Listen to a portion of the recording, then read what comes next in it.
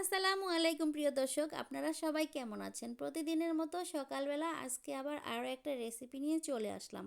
তো সকালবেলা এরকম স্ন্যাক্স খেতে মন চাইলে, হঠাৎ করে এরকম একটা পিঠা খেতে চাইলে খুব সহজেই বানিয়ে নিতে পারবেন হাতের কাছে থাকা অল্প কিছু উপকরণ দিয়ে।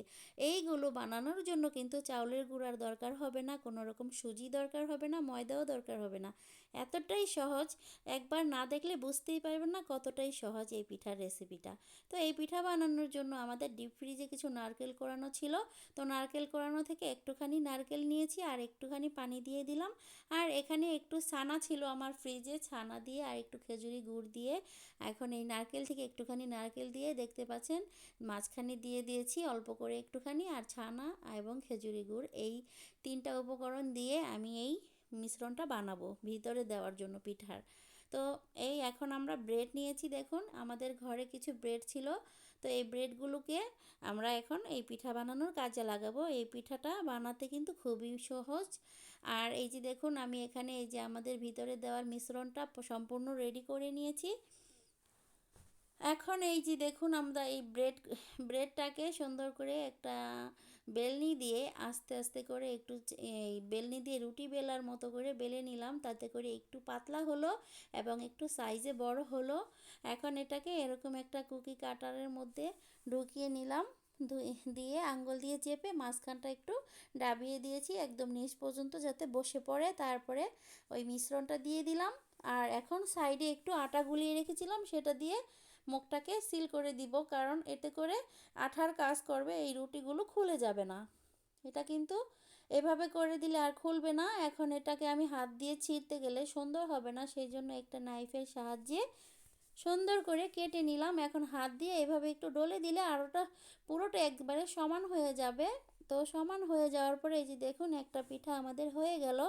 এভাবে করে সমান করে রেখে দিলাম একটা পিঠা, আরও একটাও আমি এভাবে বানিয়ে নিব। দেখুন এভাবে করে সবসময় রুটি বানিয়ে নিতে হবে, নয়তোবা এই রুটিটা মানে মোটা থাকবে এবং যখন আমরা এই পিঠাটা ভাজবো তখন কিন্তু ভালো হবে না, ভিতরে তেল ঢুকে যাবে অনেক।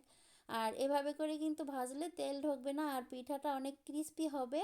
আর খেতে তো ভীষণ মজাদার। এই যে ভিতরে যে আমি এই পুরটা দিয়েছি, নারকেল আর ছানা দিয়ে বানিয়েছি, এই পুরটা এত বেশি মজাদার। এই পুরটা অন্য সব রেসিপি থেকে আলাদা হবে, পুরটা খেতে দারুণ মজা লাগে এবং খুবই সহজ বানানো। তো এই যে দেখুন আমি আরও একটা বানিয়ে নিলাম, এটাকে এখন আমি কেটে নিব আবার আগের মতো করে। জাস্ট একটু এভাবে আলতো হাতে চাপ দিলেই কেটে যায়, কাটার জন্য খুব বেশি কষ্ট করতে হয় না। দেখতেই পারলেন কিভাবে আমি কত সহজে কেটে নিলাম। আর এই যে দেখুন এটা এই যে এই রুটিটা দিয়ে যে আমরা পিঠাটা বানিয়েছি ওটা একটু ফাটল আছে গায়ের উপরে, সেজন্য আমি এখানে একটা প্লেটের মধ্যে দুধ নিয়ে জাস্ট দুধটাকে সাইডে রেখে দিয়ে ভিজা জায়গাতে রুটিটাকে নিয়ে একটা রুটির উল্টা পাশে ভিজিয়ে নিয়েছি, সেটা দিয়ে আবার একটু বেলনি দিয়ে বেলে নিলাম। এখন আপনাদেরকে দেখাবো পার্থক্যটা।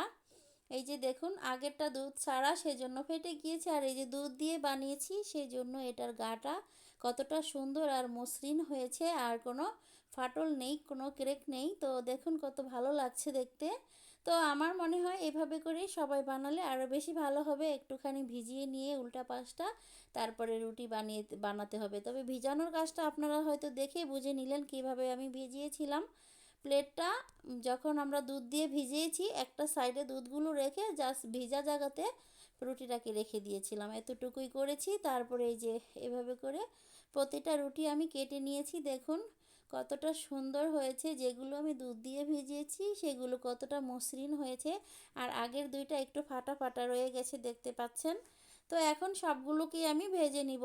টোটালে আমাদের 12টা পিঠা বানিয়েছি। তো পিঠাগুলো এখন সবগুলো সুন্দরভাবে ভেজে নিব। এই যখন নাকি আমাদের এগুলো ব্রাউন কালার হয়ে যাবে, গোল্ডেন কালার, তো তখনই আমরা নামিয়ে নিব। তো এভাবে করে উল্টিয়ে পাল্টিয়ে মানে 2-3 মিনিট সময় লাগিয়ে ভেজে নিয়েছি পিঠাগুলো। আর এই পিঠার রেসিপি কিন্তু খুবই সহজ। আর এই পিঠা আপনারা কারা কারা বানিয়ে খেয়েছেন, আর যদি যারা না খেয়ে থাকেন আমার এই রেসিপি দেখে বানিয়ে খাবেন একবার, তাহলেই বুঝবেন কতটা মজাদার আর কতটা সহজ এই রেসিপিটা। এই রেসিপিটা বানাতে কিন্তু একেবারে ঝামেলা নেই কোনো, চাউলের গুঁড়া লাগবে না, জাস্ট ব্রেড কিনে এনেই বানাতে পারবেন।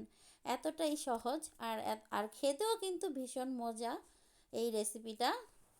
যখন আপনারা করে খাবেন তখনই বুঝতে পারবেন যে আমি কি বললাম।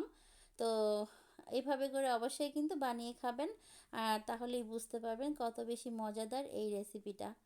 তো আমাদের এক বেশ ভাজা হয়ে গেল, দেখুন কত সুন্দর একটা কালার এসেছে, কত সুন্দর লাগছে আমাদের পিঠাগুলো। তো আমি এখন বাকিগুলোও ভেজে নিব, সবগুলো ভেজে নিব। এখন এটাকে এই যে উল্টিয়ে দিতে হবে। এই যে যখন দেখতে পাবেন যে ওপর পাশটা কালার হয়ে গেছে ব্রাউন কালার, তো আবার এই পাশটা আমি উল্টিয়ে দিব। এভাবে করে উল্টিয়ে পাল্টিয়ে এগুলোকেও ভেজে নিব।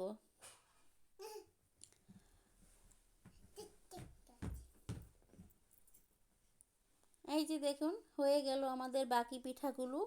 এই তো সবগুলোই ভাজা হয়ে গেছে, এখন এগুলোও তুলে নিব। তো যারা আমাদের এই পিঠার রেসিপি দেখছেন তাদের প্রতি রইল অসংখ্য কৃতজ্ঞতা ও ধন্যবাদ। সবাই ভালো থাকবেন, আর আমার রেসিপি দেখে আপনারাও কিন্তু এরকম রেসিপি বানিয়ে খাবেন, আর সুন্দর সুন্দর কমেন্ট করবেন। এবং যারা যারা আমার চ্যানেলটাকে সাবস্ক্রাইব করেনি প্লিজ সাবস্ক্রাইব করে রাখবেন, তাতে করে নতুন ভিডিও আপলোড করার সাথে সাথে নোটিফিকেশন পৌঁছে যাবে আপনাদের কাছে, আর তাহলে সবার আগে আপনারা দেখতে পারবেন আমার ভিডিও। তো সবাই ভালো থাকবেন এই কামনায় বিদায় নিচ্ছি। আল্লাহ হাফেজ।